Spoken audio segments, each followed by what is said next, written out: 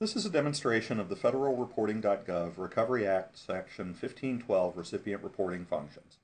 We're going to be looking at completing a report for a federally awarded contract.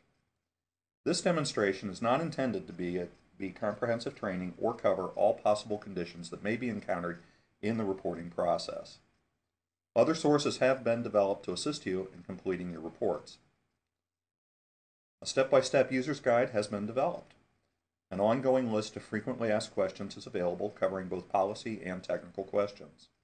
Recovery Act policy and guidance, including the Act itself and associated guidance such as FAR Case 2009-009 and FAR Clause 52.204-11 are examples of this. Many agencies have posted specific information on their websites to assist you in reporting. There's context-specific help embedded in the reporting tools. The federalreporting.gov service desk is available to provide technical support.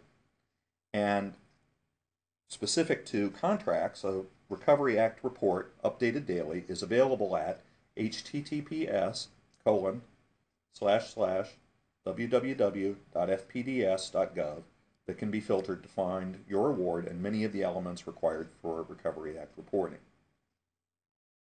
This demonstration is for illustration purposes only. The specific situation covering your report may vary. Any questions between the information in this presentation and official policy or the Act itself must be resolved in favor of those official sources. The first step to recipient reporting is to visit federalreporting.gov at www.federalreporting.gov. In order to there are a variety of mechanisms for completing the recipient report for contracts, federally awarded contracts. In this example, we're going to use the Microsoft Excel template. We have used the online web form as a mechanism for the grant submission. If you would like to see a demonstration of that interface, you can take a look at that grants demonstration and have a pretty good idea about the kind of interface you'll be experiencing. So the first step here is to download the Microsoft Excel template. This is pretty standard downloading functions. In this case, we will open the template. We'll download the zip file. We'll select the file that is contract specific. We will extract that file. We will save it to our local computer. In this case, we'll save it to our desktop. Okay, now we're going to open a completed version of this file. We pre-populated this to speed up the presentation a little bit, but the information, we will go through each of the information types to describe this. So you'll note at the top of this form, it indicates that this is the contract type spreadsheet, and that we are in the prime recipient tab.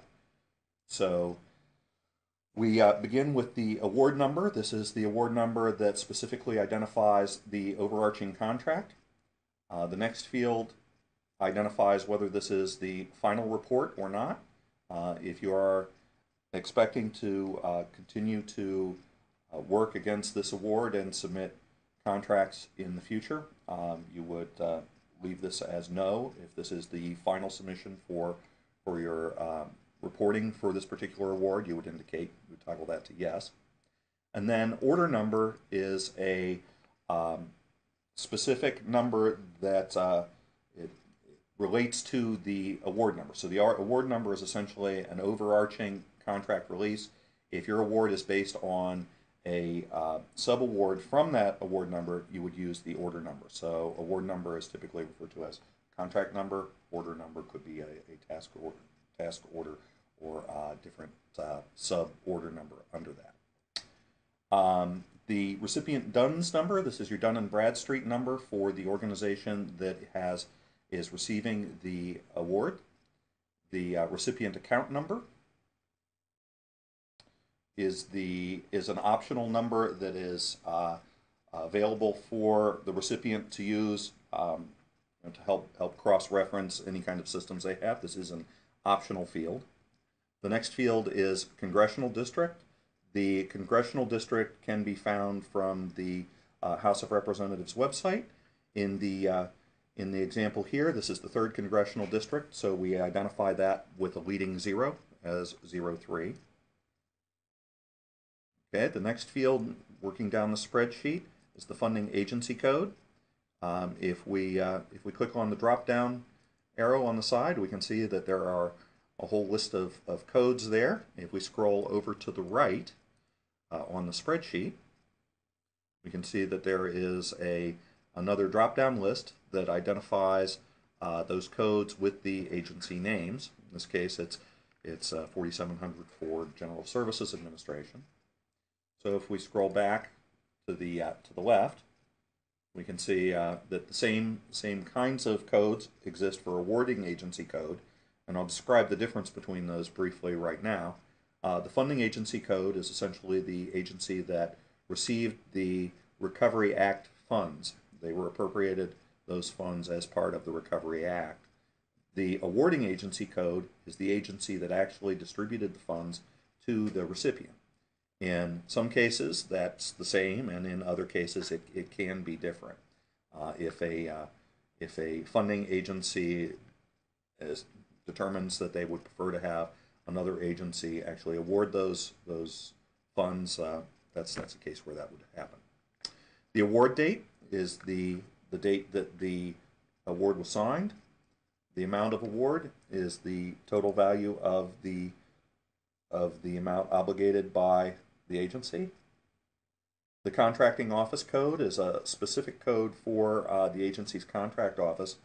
And recall, much of this information can be identified in the FPDS website that I referenced for further assistance. So you can get a lot of this information from that. The program source, this is another piece of information that can be obtained through that. The sub-account number for the program source, this is an optional field. If you have the sub-account number for this, you should enter it here. If it's not available, then of course it's optional. The next field identifies the total number of subawards to individuals. In this case, we've indicated that there is 1. And then the next field over to the right identifies the total amount of subawards. So the first is a quantity, how many awards were made, and the second is the total value of those awards.